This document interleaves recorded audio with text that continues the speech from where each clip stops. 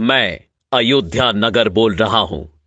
मेरा नाम अयोध्या इसलिए पड़ा क्योंकि मुझे युद्ध में ना तो कभी पराजित किया जा सका और ना ही किया जा सकेगा। वेदों में मुझे ईश्वर की नगरी कहा गया है और मेरी संपन्नता की तुलना स्वर्ग से की गई है।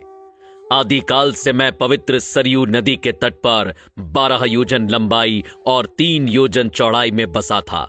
कई शताब्दियों तक मैं सूर्यवंशी राजाओं की राजधानी रहा।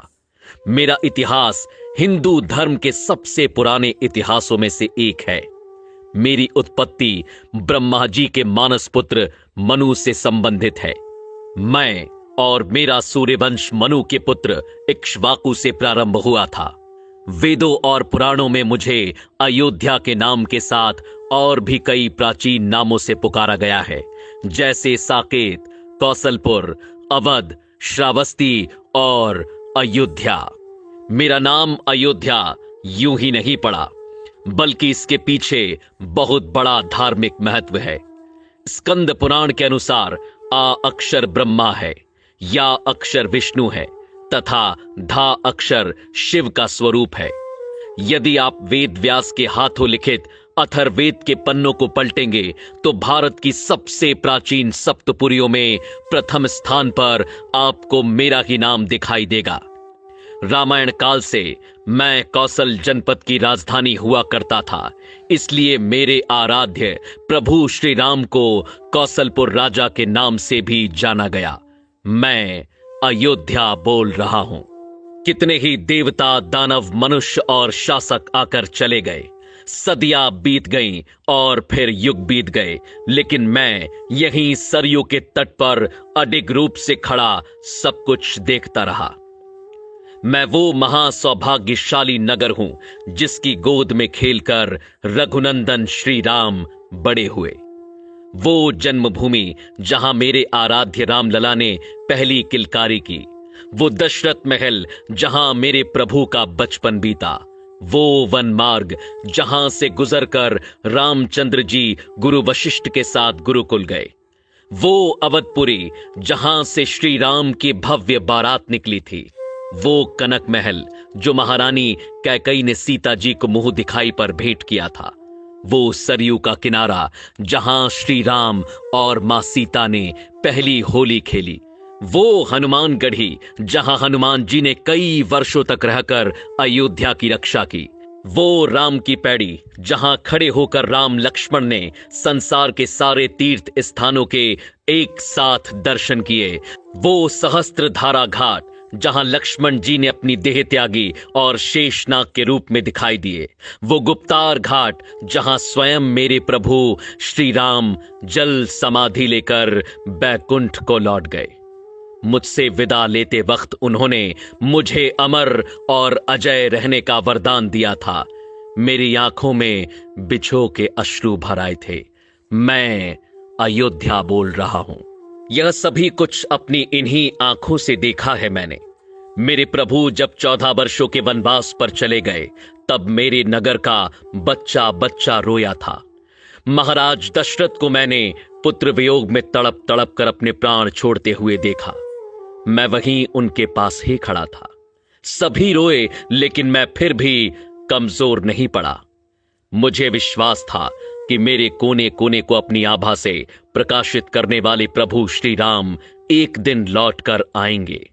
वह दिन भी आया जब सबके प्राणों से प्यारे श्री राम वनवास से लौट कर आए। उस दिन मेरी भूमि पर महादीपोत्सव मनाया गया था। मेरी शोभा को मानो 4 चांद लग गए। मैंने अपनी आंखों से श्री राम का राज्य अभिषेक होते देखा, जिसके पश्चात उन्होंने 11,000 वर्षों तक राज्य संभाला और मेरी गरिमा को सजाए रखा।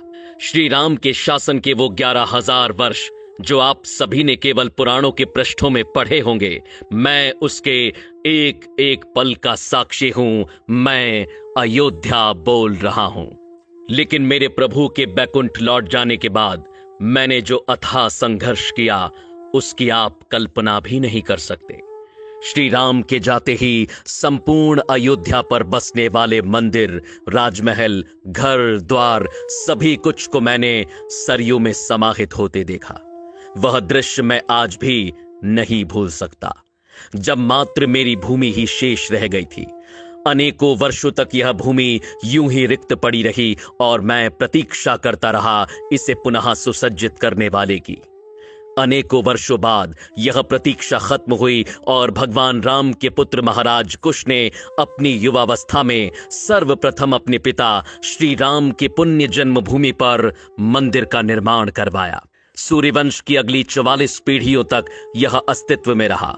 वर्ष बीतते गए और पूरा युग बीत गया। मैंने द्वापर युग का आरंभ भी देखा और उसका अंत भी। सूर्यवंश के अंतिम राजा बृहदबल की मृत्यु महाभारत के युद्ध में अभिमन्यु के हाथों हुई और उसके बाद मैं एक बार फिर अकेला पड़ गया। कलयुग का आरंभ हुआ। समय के साथ धीरे धीरे मैं लुप्त होने लगा। मेरे अयोध्या नाम को जानने वाले सभी मुझे छोड़कर चले गए। कलयुग के आते ही मेरी फिर से अस्तित्व में आने की उम्मीद टूटने लगी। लेकिन कदापि मेरे आराध्य श्री राम की ही कृपा थी कि कलयुग के आरंभ में एक दिन चक्रवर्ती सम्राट विक्रमादित्य शिकार खेलते हुए मेरी अयोध्या भूमि पर पहुंचे। मुझे एक असामान्य भूमि जानकर उन्होंने खोज आरंभ की और यह ज्ञात किया कि यह श्री राम की अवध भूमि है। तब विक्रमादित्य ने यहाँ भव्य राम मंदिर के साथ साथ 360 मंदिरों का निर्माण कराया, जिनकी भव्यता देखते ही बनती थी। कलयुग में मुझ अयोध्या का अस्तित्व एक बार फिर लौट आया। इसके बाद समय समय पर मैंने अच्छे और बुरे दिन देखे, लेकिन मैं अडिग रहा। साल 1033 में मुगल आक्रांता सालार मसूद ने मेरे मंदिरों को ध्वस्त किया, जिसके बाद गढ़वाल वंश के राजाओं ने फिर मंदिर का निर्माण कर मुझे खड़ा किया। साल 1528 में मुगल बादशाह बाबर के निर्देशों पर फिर मुझे कुचलने की कोशिश की गई और मेरे सर्वस्व श्री राम के पूज्य जन्म स्थान पर बलपूर्वक मस्जिद खड़ी कर दी गई। मेरे रामलला से प्रेम करने वालों के हृदय में ये आग धधकती रही कि श्री राम को न्याय कब मिलेगा, और 1853 में यह आग भड़क उठी, जब यहां पहली बार हिंदू मुसलमानों के बीच दंगे हुए। उस समय अंग्रेजी सरकार ने अस्थायी रूप से समझौता कराया। साल 1949 की खुदाई में यहां श्री राम के अवशेष मूर्तियां पाई गईं, जिसके बाद 1950 में सिविल कोर्ट में मूर्ति स्थापित करने की इजाजत मांगी गई। साल 1961 में एक बार फिर मेरी जागती उम्मीदों पर प्रहार हुआ और मेरे आराध्य श्री राम की मूर्तियां हटाने की कोशिश की गई। साल 1984 में विश्व हिंदू परिषद ने मंदिर निर्माण के लिए कमेटी का गठन किया और हिंदुओं को एक छोटी सी विजय के रूप में यहां अपने प्रभु श्री राम की पूजा करने की अनुमति मिली। इसी क्रम में साल 1992 में कई हिंदू संगठनों ने मिलकर मस्जिद के विवादित ढांचे को गिरा दिया, जिसके बाद देश भर में सांप्रदायिक दंगे भड़क उठे, जिसमें 2000 से ज्यादा लोगों को अपने प्राणों की आहुति देनी पड़ी। साल बीतते गए, अदालत की सुनवाई जारी रही, अर्जियां लगती रहीं, तारीखें मिलती रहीं, लड़ाई लड़ने वाले चेहरे भी बदलते गए, लेकिन इन सब के बीच मैं अयोध्या डटकर खड़ा रहा, इस उम्मीद के साथ कि यह मेरे प्रभु श्री राम की भूमि है जो कोई नहीं छीन सकता।